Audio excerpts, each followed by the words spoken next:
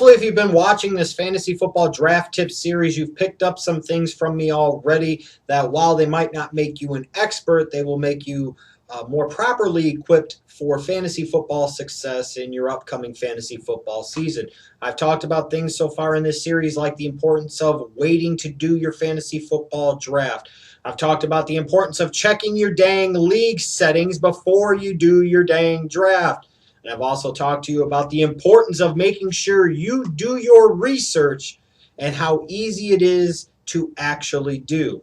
So now that hopefully you've watched those videos and you've heeded that advice, you're able to move on to the next step before your draft, and that is constructing a winning fantasy draft game plan. The first step in creating a winning fantasy football draft game plan or strategy is being able to prioritize what you want to do and when. It doesn't take an incredible amount of time to do this, but again, if you're going to do it, you might as well put some effort in and try and do it well. You need to know, if I'm picking at the top of round one, how things could play out, the middle of the round, the tail end of the round, how could all of these different scenarios play out? What players could I potentially get with some of these early picks? What positions am I going to need to prioritize based off of my research, based off of the settings of scoring of the league, what have you? I'll talk more in this series about some of the strategies in terms of what positions to focus on and when and why. But most importantly of all, as you're constructing your fantasy draft game plan, you need to have your priorities in order. Priorities, people, priorities. Step number 2 is once you've set up your plan, stick to your plan. Make that your fantasy draft Bible. Do not veer from it.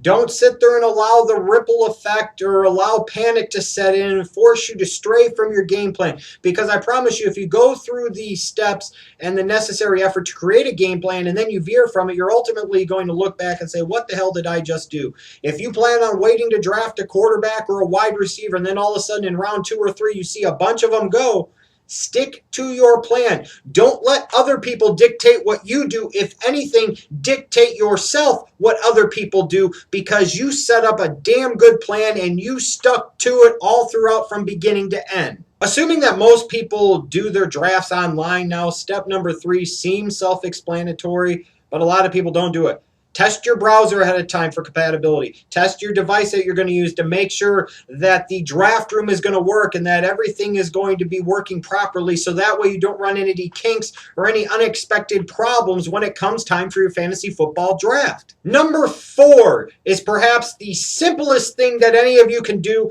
yet so often I see so many people fail to do this. You know when your draft is supposed to be. Show up to the damn draft.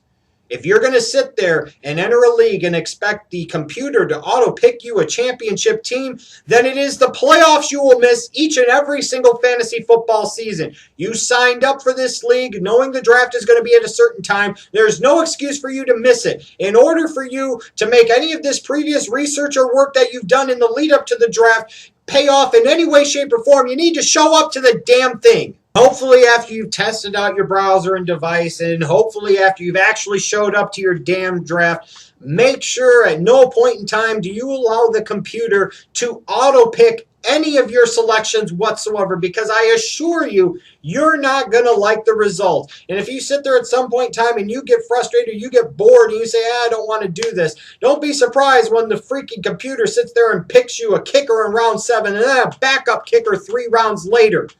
If you want to be successful, make sure your stuff works, show up to the damn draft, and then make sure that you make all of your selections. That way, you have the best chance of sticking to your plan that you've set up ahead of time. Something else you should do before your draft begins, and you can even do as your draft is going along, as you're waiting for your next selection.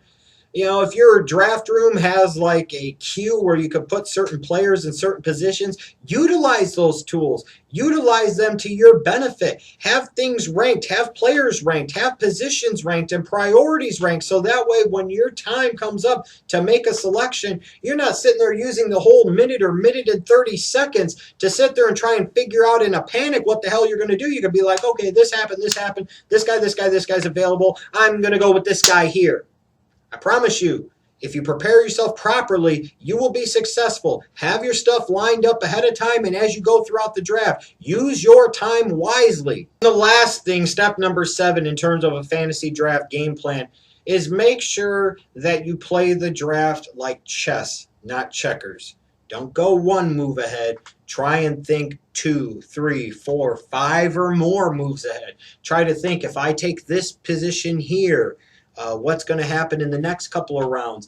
If with all these guys available here, maybe I did plan on taking a tight end in round 5, but maybe I sit there and I say I could wait 2 or 3 rounds and still probably get a pretty good tight end. So why not prioritize other places there? You have that plan and you stick with it, but you also have the ability to stay flexible with it a little bit, and you're also able to maybe better anticipate based off of what you're seeing other people do. Okay, if the only position they have left to fill is tight end and they've drafted everything else every other team has, there's all these quarterbacks on the board. Maybe I don't have to take one for a few rounds. Again, making sure that you're thinking several steps ahead, anticipating what might be available for you in a couple of rounds, what might be available because of this guy doing this or that guy doing that. If you do all of these things, I'm not guaranteeing you a fantasy football championship, but what I am guaranteeing you is that you will have a successful fantasy football draft, and you will at least give yourself a fighting chance at the playoffs, and if nothing else, competing for a fantasy football league championship.